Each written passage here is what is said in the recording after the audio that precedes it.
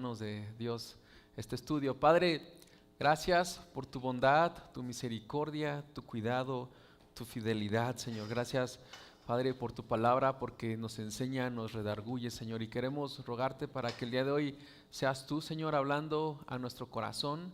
Y Padre, queremos, Señor, tener un corazón conforme a tu voluntad, Señor. Y vamos a ver en esta historia cómo empieza a funcionar un hombre, oh Dios, y cómo podemos manifestar que tenemos un corazón como el corazón de Cristo, mi Dios. Padre, ayúdanos, Señor, a ver las maravillas de tu ley, Señor, y ayúdanos a tener un corazón atento a tu voz, Padre, y nos hables tú lo que necesitamos en esta noche, Señor, en el nombre de Jesús. Amén. Mira, voy a intentar ser breve, que no te prometo nada, ser breve en la introducción, sí, porque a donde estamos aquí, empecemos con esto. Es un libro nuevo y si te acuerdas, cada vez que empezamos un libro nuevo, damos una introducción acerca del libro.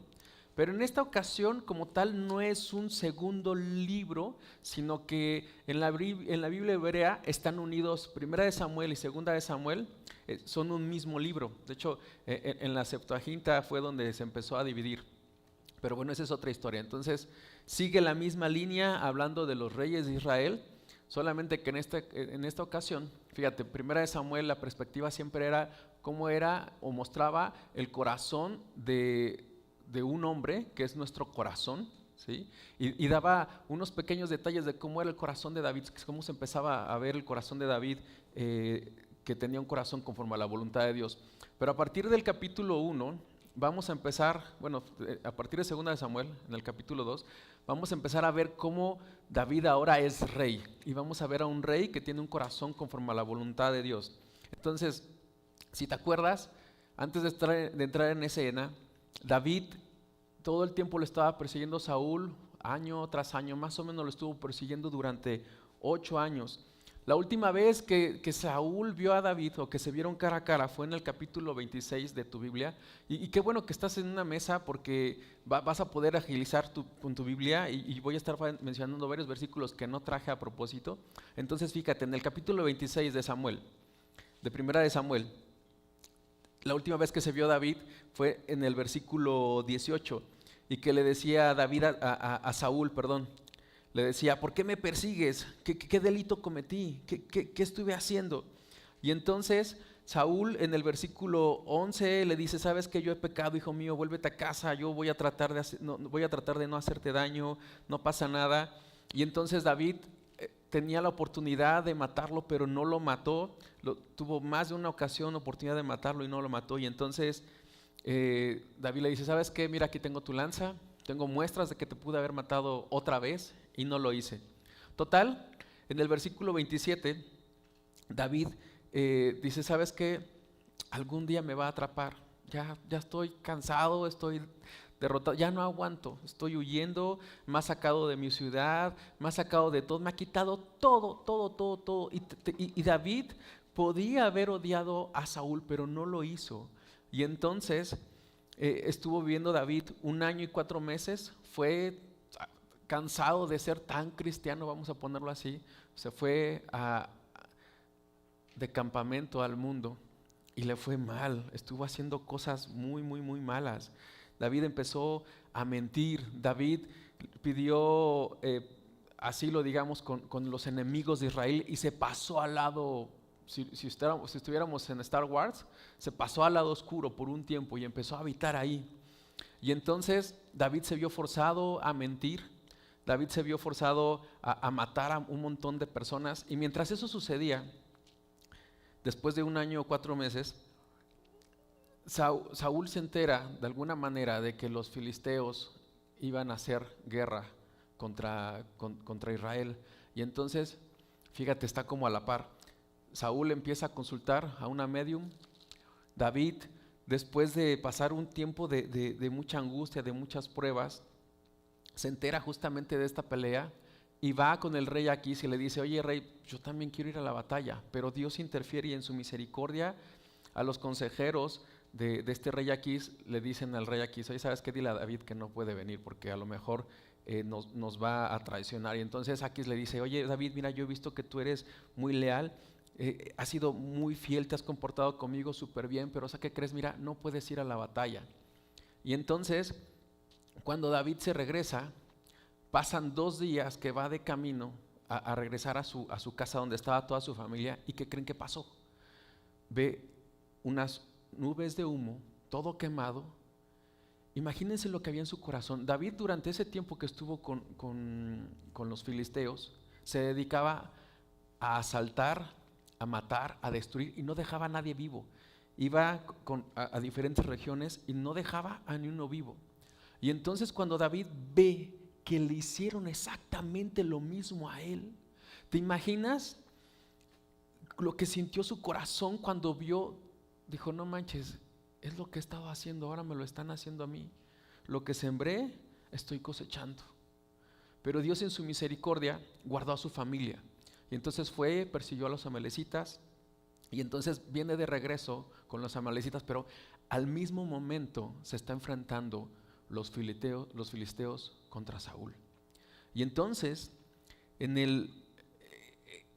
antes de enterarse David de esta situación, cuando va con los amalecitas, David, después de más de 1 año de no consultar a Dios, más de 1 año de no cantar, llega un momento en que tenía esa angustia, tal angustia, que su misma gente, sus 600 hombres también lo querían matar. En el capítulo 30, versículo 6, David dice que se encontraba en gran peligro, que estaba perdido.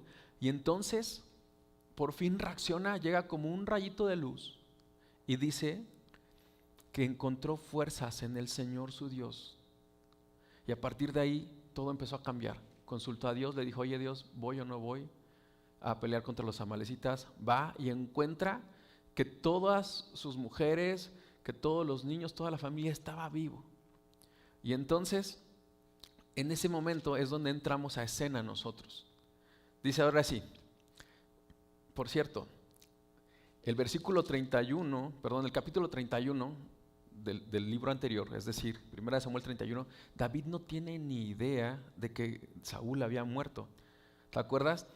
Los filisteos atacaron a Israel y mataron a muchos en la aldea, en el monte Gilboa, y los filisteos cercaron a Saúl y sus hijos y mataron a 3 de ellos, Jonatán, Abinadab, Malquisúa, y la batalla se intensificó cerca de Saúl y los arqueros de los filisteos lo alcanzaron y lo hirieron gravemente. Y entonces David obviamente murió, Saúl fue el que murió. Disculpa que se me están cruzando los cables, pero es para ver si tú estás poniendo atención, ¿eh? Y entonces, ahora sí, versículo 1. Después de la muerte de Saúl, voy a leer déjame cambiar de espada. Aconteció después de la muerte de Saúl, que vuelto David de la derrota de los amalecitas, estuvo 2 días en Siclag. Al tercer día, sucedió que vino uno del campamento de Saúl, rotos sus vestidos y tierra sobre su cabeza, como señal de dolor. Y llegando a David, se postró en tierra e hizo reverencia y le preguntó David, ¿de dónde vienes? Y él respondió, me he escapado del campamento de Israel. David le dijo, ¿qué ha acontecido? Te ruego que me lo digas. Y él respondió, el pueblo huyó de la batalla y también muchos del pueblo cayeron y son muertos. También Saúl y Jonatán, su hijo, murieron. Dijo David a aquel joven que le daba las nuevas, ¿cómo sabes que ha muerto Saúl y Jonatán, su hijo? El joven que le daba las nuevas respondió, casualmente vine al monte de Gilboa y hallé a Saúl que se apoyaba sobre su lanza y venían tras él carros y gente de a caballo. Y mirando él hacia atrás, me vio y me halló, y yo dije, heme aquí. Y me preguntó, ¿quién eres tú? Y yo le respondí, soy amalecita. Él me volvió a decir, te ruego que te pongas sobre mí y me mates, porque se ha apoderado de mí la angustia, pues mi vida está aún toda en mí. Yo entonces me puse sobre él y le maté, porque sabía que no podía vivir después de su caída. Y tomé la corona que tenía en su cabeza y la argolla que tenía en su brazo y las he traído acá a mi señor David.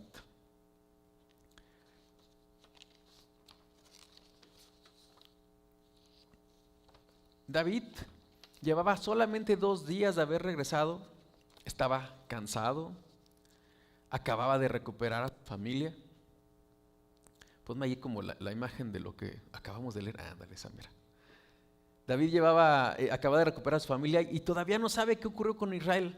Y entonces llega un hombre, más o menos así, un poquito más joven, y viene con las vestiduras rotas, polvo sobre su cabeza. Todo era una señal como de un duelo público. Y David inmediatamente entendió que algo había pasado horrible. Y le preguntó qué pasó. Y la respuesta entonces cambió totalmente a la historia de Israel. Saúl y Jonatán han muerto. Imagínate ese momento. David llevaba casi 15 años huyendo en ese momento, durmiendo en cuevas, escondiéndose, separado de su esposa, alejado de Samuel, perseguido como un criminal, todo por culpa de Saúl. Y ahora su perseguidor murió.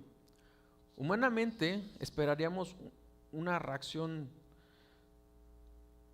muy diferente de David. Vemos que David se podría alegrar, pero David no se alegró.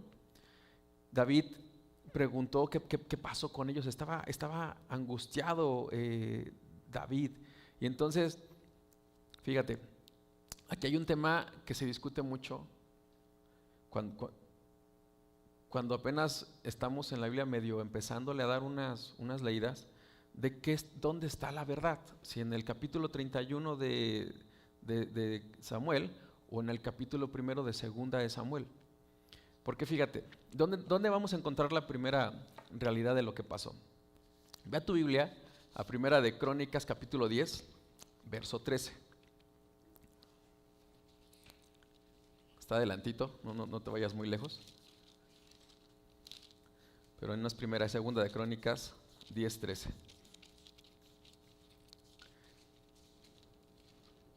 Ahí vamos a ver exactamente lo que pasó. Dice, los filisteos pelearon contra Israel y huyeron delante de ellos los israelitas y cayeron heridos en el monte de Gilboa. Y los filisteos siguieron a Saúl y a sus hijos y mataron los filisteos a Jonatán, a Abinadab y a Malquisúa, hijos de Saúl. Y arreciando la batalla contra Saúl, le alcanzaron los flecheros y fue herido por los flecheros. Entonces dijo Saúl a su escudero, saca tu espada y traspásame con ella, no sea que vengan estos incircuncisos y hagan escarnio de mí. Pero su escudero no quiso porque tenía mucho miedo. Entonces Saúl tomó la espada y se echó sobre ella. Cuando su escudero vio a Saúl muerto, él también se echó sobre su espada y se mató. Y así murieron Saúl y sus 3 hijos, y toda su casa murió juntamente con él. Nos vamos a brincar hasta el versículo 13, dice, y así murió Saúl. ¿Por qué? Por su rebelión, como que prevaricó contra Jehová, contra la palabra de Jehová, la cual no guardó, y porque consultó a una divina y no consultó a Jehová. Por esa causa lo mató y traspasó el reino a David, hijo de Isaí. Fíjate lo que había más o menos en el corazón de este amalecita. Quizás si vemos, él seguramente el amalecita era una persona que vivía de recoger joyas como de la guerra, como que era su chamba. Y entonces él de alguna manera se quiso parar él conocía a David, porque la forma en que lo saluda de reverencia quiere decir que él lo conocía. Y él quería como que quedar bien, dice, como los políticos ahora, ¿no? O sea, me van a dar mi hueso. Quizás seguramente lo quería hacer como gobernador o algo así. Y él pensó que Saúl era el enemigo de David, pero la realidad es que lo que encuentra es que el corazón de David y el corazón de los hombres es muy diferente a nuestro corazón. Porque este hombre, su error fue creer que el corazón de David era igual que él y que los demás. Y entonces pensó que él odiaba a Saúl, y la verdad es que realmente él nunca odió a Saúl. Pensó que David estaría feliz y él dijo, voy a recibir una recompensa, pero estaba completamente equivocado. ¿Cuántas veces el mundo piensa igual acerca de los cristianos, ¿no? Creen que reaccionamos igual que ellos, creen que pensamos igual que ellos, que devolvemos mal por mal, que celebramos la caída del enemigo, pero cuando Cristo nos transforma, cuando Cristo transforma nuestro corazón, las respuestas cambian totalmente. Dice la palabra en Proverbios 24:17, dice: cuando cayere tu enemigo, no te alegres cuando tus enemigos caigan, no te pongas contento cuando tropiecen, pues el Señor se molestará contigo y quitará su enojo de ellos. No te inquietes por causa de los que hacen el mal, ni envidies a los perversos, pues la gente mala no tiene futuro. La luz de los perversos se apagará. ¿Cuántas veces nos hemos querido vengar nosotros mismos de algunas cosas? ¿Cuántas veces te han hecho daño, te han traicionado? ¿Hay alguna persona que día y noche te esté fastidiando la vida como Saúl? ¿Qué harías si esa persona se muere o le llega la voladora o simplemente cae un juicio a Dios en su vida? ¿Cómo reaccionaríamos nosotros ante una situación así? ¿Qué haríamos? ¿Estaríamos súper contentos? Ándele, para que se le quite, ¿no? O sea, a veces hacemos cosas tan tontas como cuando nos enteramos que algún hermano hizo una fiesta y no nos invitó. ¿Y cómo reaccionamos? Para empezar, lo odiamos, ¿no?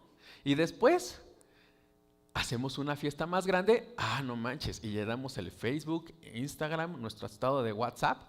Miren a todos, y a ti no te invité.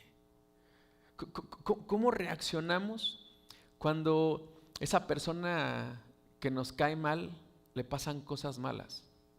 Y aquí empezamos a ver el corazón de un hombre que tiene un corazón como el de Jesús. ¿Te acuerdas? Mira, David tiene un corazón que es pastor.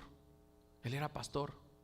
Pero David ama igual a sus enemigos como amaba Jesús a sus enemigos. ¿Te acuerdas? Cuando le estaban crucificando, Jesús no dijo muéranse, les dijo: Padre, perdónalos porque no saben lo que hacen. Y Él los amó en el último momento. Y empezamos a ver cómo es el corazón de David todo el tiempo. También vemos que hay consecuencias de la mentira y que esas consecuencias de la mentira te van a llevar en algún momento a la muerte. Hay mentiras que crecen y crecen y crecen y crecen y crecen, y llega un momento que no podemos escapar de ellas. Solamente hay más que enfrentarlo y tomar las consecuencias, y espero nunca nosotros tengamos una consecuencia de mentira tan fuerte como que la que está pasando en las redes. ¿Te acuerdas? Una chica agarró y dijo: el maestro me hizo esto. Resulta que el maestro dice que no. Después ahorita dicen que la testigo, que es amiga de ella, dice: es que ¿sabes qué? Nos encontraron alcoholizadas, y entonces mi amiga dice que tuvo que decir que el maestro tuvo un acercamiento sexual, ¿no? Entonces el maestro pues dijo: ¿sabes qué? No hay ni siquiera chance de defenderse, mejor me quito la vida. Obviamente está mal, y estoy llevando esto a un ejemplo de muerte porque está pasando ahorita en México esta situación. Pero la realidad es que ¿cuántas veces por una mentira que encubrimos podemos hacer tanto daño a nosotros, a la gente que está a nuestro alrededor, incluso a la persona con la que mentimos, ¿no? Versículo 11. Entonces David, haciendo de sus vestidos, los rasgó, y lo mismo hicieron los hombres que estaban con él, y lloraron y lamentaron y ayunaron hasta la noche por Saúl y por Jonatán su hijo, por el pueblo de Jehová y por la casa de Israel, porque habían caído a espada. Y David dijo a aquel joven que le había traído las nuevas: ¿de dónde eres tú? Y él respondió: soy hijo de un extranjero a la Amalecita. Y le dijo David: ¿cómo no tuviste temor de extender tu mano para matar al ungido de Jehová? Entonces llamó David a uno de sus hombres y le dijo: ve y mátalo. Y él lo hirió y murió. Y David le dijo: tu sangre sea sobre tu cabeza, pues tu misma boca te atestiguó contra ti, diciendo: yo maté al ungido de Jehová. Lo primero que sorprende es la reacción de David, ¿no? David no dice: por fin, ya soy rey, ¿no? no preguntó tampoco quién queda vivo. Tampoco preguntó, ¿será mi coronación? Sino lo primero que hace David es llorar. Y no llora solo, sino que todo el ejército llora junto con él. ¿Por qué? Porque el corazón de un líder va a marcar el corazón del pueblo. Un líder espiritual va a contagiar la manera de responder de sus circunstancias. David no enseña primero con palabras, va a empezar a enseñar con su relación. Pensemos un poquito, ¿quién era Saúl para David? Era el hombre que casi lo atraviesa con una lanza varias veces, lo obligó a vivir como fugitivo, lo separó de su esposa, lo apartó de Samuel, lo hizo vivir en cuevas, persiguió a sus padres, mató a los sacerdotes de Nob por haberlo ayudado y convirtió a toda la nación en una persecución personal. Y humanamente hablando, David tenía todas las razones para alegrarse, pero no lo hace. ¿Por qué? Porque David nunca miró a Saúl solamente como su enemigo, sino lo miraba de la forma en que Dios lo veía. Y aquí hay una lección: ¿cómo estamos viendo a la gente, a nuestros enemigos, en la situación en la que están? ¿Te acuerdas a Jesús en Jerusalén? ¿Qué fue lo que dijo cuando vio a toda Jerusalén? Tuvo compasión de ellos, los vio. ¿Cómo estamos viendo a la gente que nos odia, a la gente que nos hace daño, y incluso a la gente que nos ama? Lo estamos viendo como Dios. Se supone que nosotros somos embajadores y deberíamos de tener los ojos de Jesús y la mente. Solamente nos faltan nuestros pensamientos. Imagínate, cuando nuestros enemigos o la gente que nos hace daño, nuestro vecino, se da cuenta que somos cristianos y nosotros le amamos como Jesús, ¿qué va a decir? Va a querer tener lo que nosotros tenemos. Pero si nosotros nos comportamos como cualquier persona del mundo, si llega una persona y se acerca a nuestras conversaciones y estamos contando chistes medio raros o estamos teniendo conversaciones que no son apropiadas, ¿qué va a decir si se entera que somos cristianos? Porque nosotros somos embajadores y se supone que representamos a Cristo y deberíamos de ser como Él es. Y entonces amar y amar y amar, y todo el tiempo tener también compasión de esas multitudes. Y entonces cambia por completo la perspectiva, porque David ve a un hombre que había despreciado la gracia que recibió y tuvo esa compasión. En el versículo 12 menciona 4 razones de su duelo. Déjenme leerlo nuevamente. Dice: y lloraron y lamentaron y ayunaron hasta la noche por Saúl, por Jonatán, por el pueblo y por la casa de Israel, porque habían caído a filo de espada. ¿Por qué por Saúl? No fue porque era perfecto, sino porque él fue el rey escogido de Dios para ese tiempo. Y David siempre respetó el oficio de Saúl, aunque nunca aprobó obviamente su conducta. Qué importante es aprender esa diferencia, ¿no? Hoy vivimos en una cultura que le perdió todo el respeto a la autoridad, y más los jóvenes, ¿no? Esta generación, especialmente la que sigue después de nosotros, bueno, después de mí, yo tengo 40, yo soy millennial, la que sigue después de mí, ya no es una generación que respeta, ya es una generación que se le pone al tú por tú a los papás. ¿Qué pasó? ¿Qué hicimos mal? ¿O cómo está el corazón de estos jóvenes y de nuestros hijos que ya no respetan ni a su mamá? Antes, mira, respetaban hasta los maestros. Un maestro tenía esta autoridad para regañarnos. Hoy, un adolescente de 12 años, ¿sí?, un niño amenaza al maestro. Un niño hoy amenaza a los papás. Incluso le insultan, le ridiculizan, le desprecian. Pero David nos enseña que una cosa es denunciar el pecado y otra cosa muy distinta es perder el respeto por la autoridad, y más por la autoridad que Dios permitió. Muchas veces, como líderes, ¿sí?, va a haber líderes que se van a equivocar una y otra vez. ¿Sabes por qué? Porque somos humanos, ¿sí? David, ¿cuántas veces se equivocó? muchas. No acabamos de ver en el capítulo 26, si no mal recuerdo, de Primera de Samuel, un momento oscuro de David, error tras error, matando gente, escondiéndose, mintiendo. Todo tenía un pasado. Y vamos a ver, siendo rey, exponiendo el corazón de Dios y un corazón conforme a la voluntad de Dios, pecando. ¿Te acuerdas? Con Betsy, ¿sí? Con Betsabé, lo que hizo. Entonces, pero si tú y yo tenemos claro que esa autoridad Dios la puso, tenemos que tener claro que también es una autoridad que Dios puede quitar. Y aguas cuando Dios pone autoridad y tú y yo nos burlamos. Grábate esto, es la autoridad de parte de Dios. Y si a veces nos pone líderes, a pesar de que sea un líder no como lo quisiéramos, muchas veces es por juicio, porque son líderes así como Saúl, que nosotros merecemos, ¿sí? Pero Dios tiene misericordia y siempre va a poner a las personas correctas que nos aman y que van a apacentar nuestra grey. Aguas cuando hablemos a espaldas de un líder reconocido, de alguien, me refiero a que tú reconoces que Dios lo puso. Porque hay algo que también me da mucha paz. Cuando he conocido hombres de Dios que no necesitan ser reconocidos como autoridad porque se nota que es Dios quien los puso.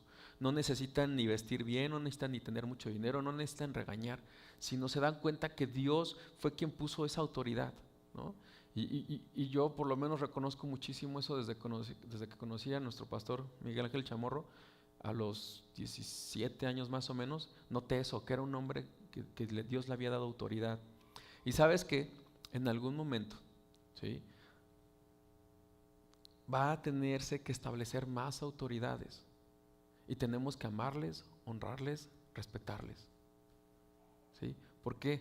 Porque ninguno de nosotros va a vivir eternamente, y si tenemos este lugar como testimonio es para que las siguientes generaciones hagan lo mismo y hagan las cosas muchísimo mejor de lo que estamos haciendo nosotros. La cosa es esto, ¿qué ejemplo les estamos dando a nuestros jóvenes? Porque nuestros jóvenes son los siguientes que van a tener familia, ¿sí? Y entonces tenemos que respetar a nuestra autoridad. A lo mejor no aprobamos todo lo que hace, pero David respetó, y entonces eso, ¿y sabes por qué lo hacía? Porque David tenía un corazón rebelante delante de Dios. Lo segundo que hace en este versículo es que llora por Jonatán. Aquí al parecer es un dolor personal, porque no solamente perdió al príncipe de Israel, sino perdió a un amigo, un amigo muy íntimo. El hombre que creyó en él cuando nadie creía en él, fue el hombre que le reconoció, fue el hombre que le dijo: tú vas a ser rey. Fue un hombre que incluso arriesgó su vida para protegerlo. Un hombre que renunció al trono porque entendió que Dios había escogido a David. Qué amistad tan grande, ¿no? Qué amistad tan extraordinaria. Y también llora por el pueblo del Señor. Y esto es hermoso porque David no está pensando en sí mismo, está pensando en la nación. Miles de familias quedaron sin esposo, miles de niños quedaron sin padre. Israel quedó humillado delante de sus enemigos. Un verdadero pastor nunca piensa solamente en lo que perdió él, piensa en lo que está sufriendo el pueblo. Y aquí se empieza a ver ese corazón pastoral de David. También lloró por la gloria de Dios. Israel representaba el nombre del Señor entre las naciones. Y los filisteos dirían, ¿te acuerdas cómo se medían las batallas? Muchas veces se medían por los dioses. Cuando ganaban los filisteos, que decían: nuestro dios Dagón, sí, es el que nos dio la batalla. Y aquí ve cómo está representado. Seguramente en su mente dice: nuestro dios Dagón venció al Dios de Israel. Aunque eso era falso, ¿no? Porque la derrota de Israel, como lo vimos, como tal no venía de un juicio de parte de Dios. Y la derrota de Israel traía vergüenza al nombre de Dios delante de las naciones. Y entonces David siente ese dolor. ¿Te acuerdas cómo empezó él? Cuando peleó con Goliat, ¿sí?, dando el nombre de Dios así muy en alto. Entonces aquí hay que hacernos una pregunta: ¿qué va a revelar nuestro corazón cuando alguien que nos hace daño cae?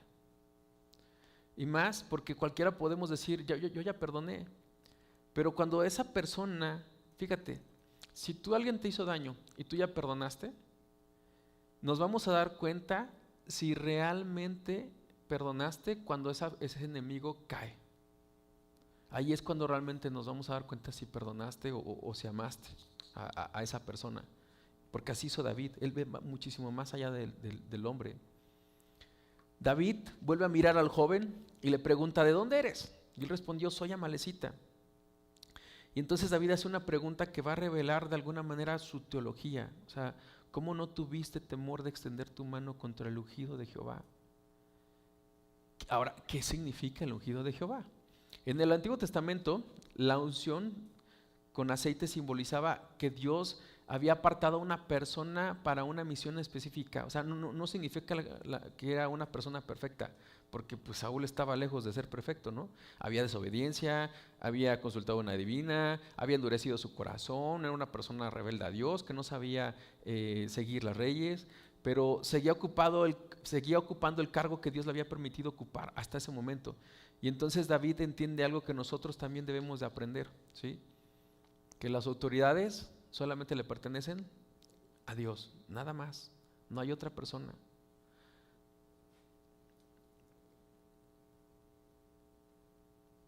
Y otra cosa bien importante, nunca deberíamos de adelantarnos a los tiempos que Dios tiene o a los propósitos que Dios va a cumplir para con nosotros. Ese es un principio en nuestra vida que deberíamos de hacer. Siempre estar fieles a Dios, siempre honrándole a Dios, siempre confiando a Dios, porque en algún momento Dios va a cumplir los propósitos que Él tiene en nuestra vida, a pesar de que esté pasando otras situaciones. No estoy hablando de que Dios iba a acabar con Saúl, sino estoy hablando de que si Dios le prometió algo a David y Dios lo ungió y Dios le apartó con un propósito, a pesar de las circunstancias, imagínate, ya habían pasado muchos años y no había forma de que fuera rey, no había forma de que eso sucediera. Imagínate el primer año, el segundo año, el tercer, el cuarto, el quinto año, 6 años, 7, 8 años perseguido y decir, chale, pues Dios me había dicho una palabra y resulta que no es. Muchas veces los propósitos de Dios los va a cumplir, pero los va a cumplir, bueno, más bien Dios siempre va a cumplir sus propósitos, pero muchas veces esos propósitos no van a ser así en el momento.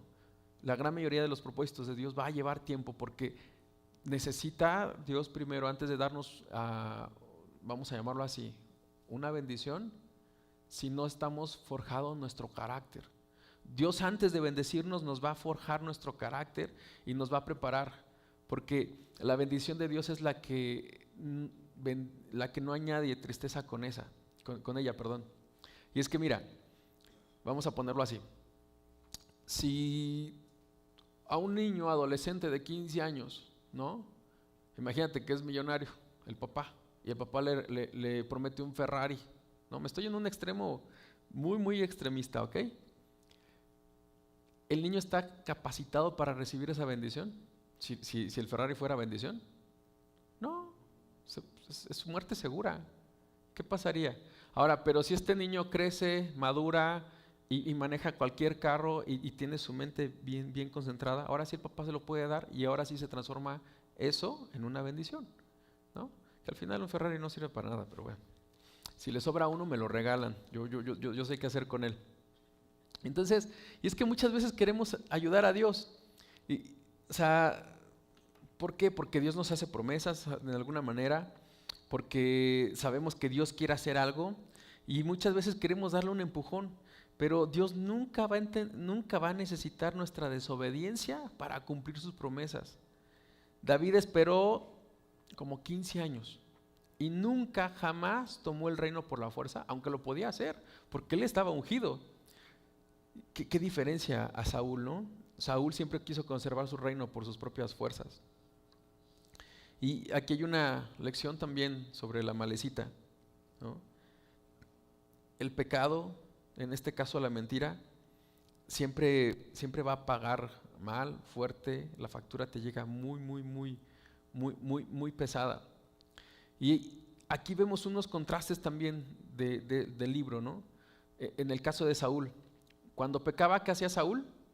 Se justificaba. Cuando Samuel lo confrontaba, ¿qué hacía? Culpaba al pueblo.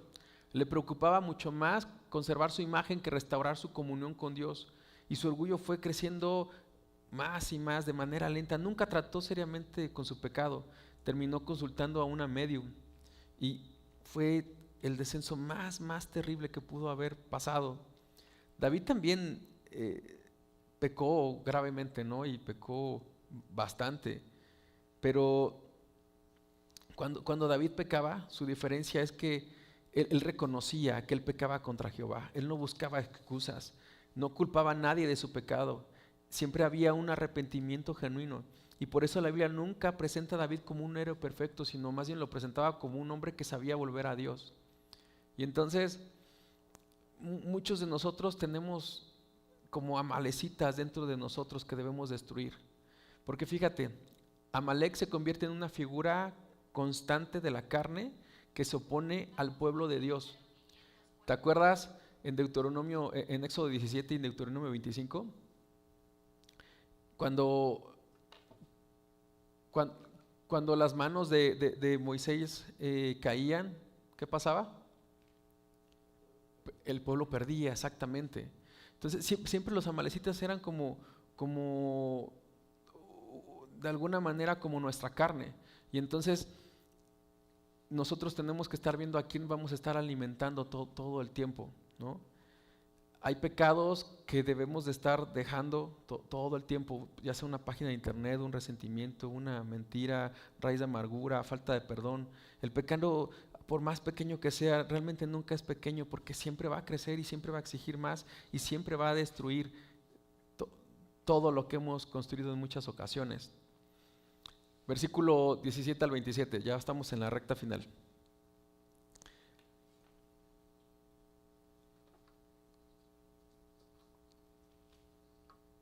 Dice así: y endechó David a Saúl y a Jonatán su hijo con esta endecha, y dijo que debía enseñarse a los hijos de Judá. Y aquí está escrito en el libro de Jaser: ha perecido la gloria de Israel sobre sus alturas, cómo han caído los valientes. No lo anuncies en Gat, ni deis las nuevas en las plazas de Ascalón, para que no se alegren las hijas de los filisteos, para que no salten de gozo las hijas de los circuncisos. Montes de Gilboa, ni rocío ni lluvia caiga sobre vosotros, ni seas tierras de ofrendas, porque allí fue desechado el escudo de los valientes, el escudo de Saúl, como si no hubiera sido ungido con aceite, sin sangre de los muertos, sin grosura de los valientes.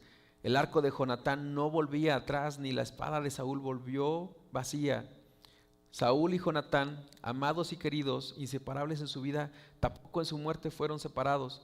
Más ligeros eran que águilas, más fuertes que leones, hijas de Israel.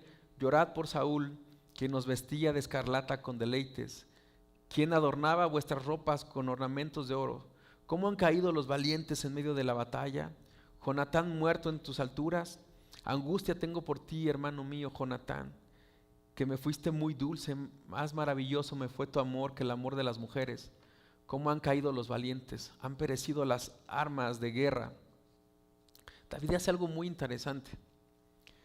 En ese momento empieza a hablar de la memoria de los que estuvieron presentes. Es un canto que le ordena que se lo dé a la tribu de Judá. ¿Por qué? Porque las generaciones futuras tienen que entender algo, no solamente quién fue Saúl, sino también quién fue Jonatán. David, algo que no hizo fue que cuando muere una persona que te hizo la vida a cuadritos, ¿qué harías? ¿Hablarías bien de esa persona o hablarías mal? Hablas mal, ¿no? O sea, fíjate cómo fueron las palabras de David. Que David jamás en ningún momento pudo haber dicho en su sepultura: pues era un cuate bien desobediente, era bien altanero, bien rebelde con Dios, me intentó matar, y podía seguir la lista. Pero en realidad, ¿qué fue lo que hizo David? Mostró un corazón como si él nunca hubiera hecho nada. Prácticamente ¿sabes qué? Tus pecados te son perdonados. Obviamente David no perdona pecados, ¿no? Pero o sea, en ningún momento David le tomó en cuenta cada cosa que había hecho. O sea, vemos ahí cómo es el corazón de Dios, cómo nos perdona nuestros pecados y cómo Dios hace como si nada hubiera pasado, como si todo hubiera sido nuevo. Dice, ha caído la gloria de Israel, porque antes de ser su enemigo, Saúl era el rey de Israel. Había sido ungido por Dios, había guiado al pueblo por muchas batallas, había dado estabilidad al reino durante años. Dice, no lo anuncies en Gat. ¿Qué era Gat? Gat era la capital de los filisteos. También dice la escritura que era donde adoraban a los dioses paganos. Literalmente está diciendo, escondan la noticia, porque la noticia ya era conocida. Y está usando un lenguaje poético que expresa que mucha tristeza, y que entonces los enemigos no han de encontrar ningún tipo de motivo para burlarse. Entonces David empieza a recordar algunas virtudes que tenía cada uno de ellos. Fíjate, dice en el versículo 22, el arco de Jonatán no volvía atrás, dando a entender que Jonatán siempre era demasiado certero con sus flechas. Dice, ni la espada de Saúl volvía vacía, dando a entender que su espada siempre acertaba a donde apuntaba y señalaba. Saúl y Jonatán, amados y queridos, estoy en el versículo 23, inseparables en su vida. ¿Has visto a un papá con un hijo, con un amor así tan junto, que el papá y el hijo son inseparables? ¿No quisieras tú que tus hijos tengan esa relación contigo?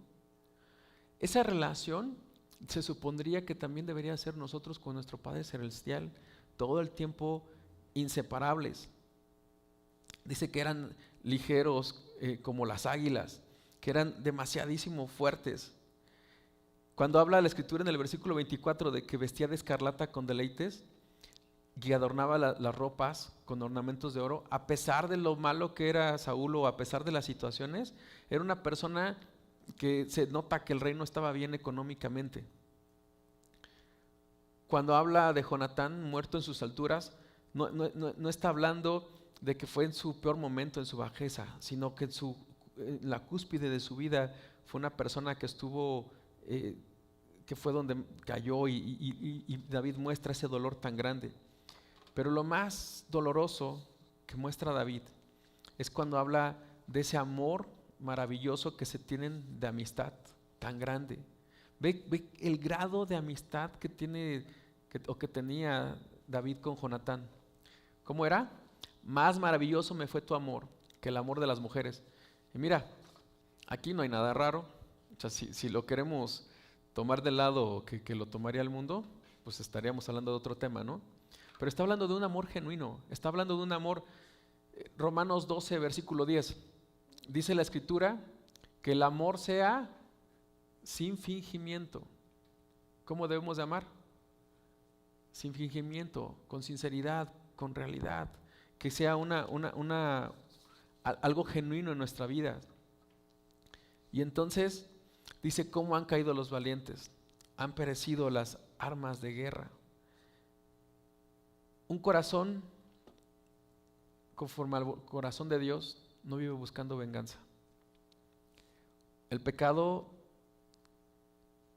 no trata siempre, sino más bien va a terminarnos destruyendo todo el tiempo. Lo vimos con Saúl, lo vimos con el amalecita.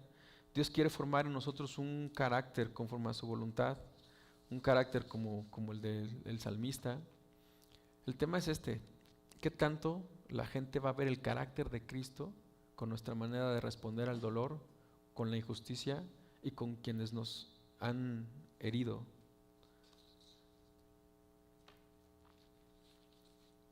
Vamos a terminar. Padre, te damos gracias por tu palabra y por tu bondad. Gracias, Señor, porque siempre tienes algo que enseñarnos, Señor. Y gracias, Padre, por la vida de David, Señor. Gracias también por tu palabra.